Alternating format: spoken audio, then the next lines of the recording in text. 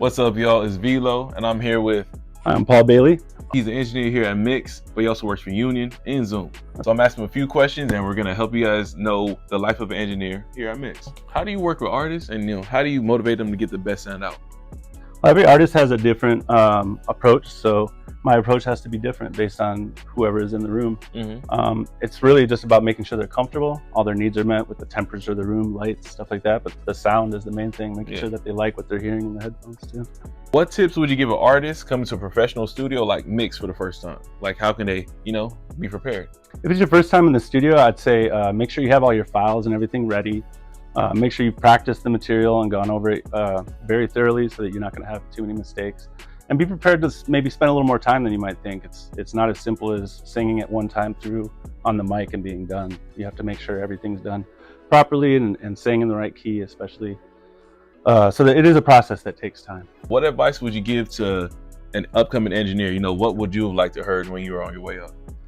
I'd say it's very customer service based. So making sure the client is comfortable and having a good time is a very priority.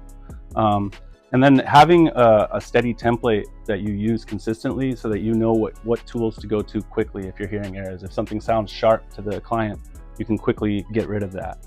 So I would say just having a steady template and being adaptable.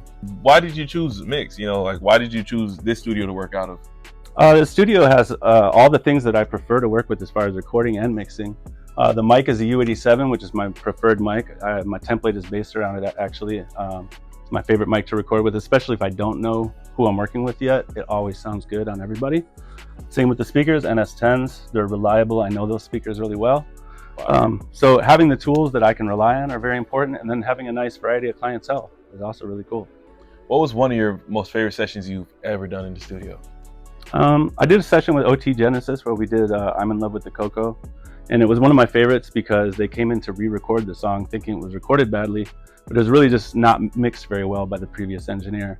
So I opened the session and I knew I could make it sound better. Just told them to give me like 15-20 minutes, and they came back and everybody was happy. So it was cool to know that those takes were good, and just a little bit of great mix work is all I needed. So you mean to tell me without Paul Bailey, there's no I'm in love with the Coco? Well, at least not as you hear it now, that's for sure.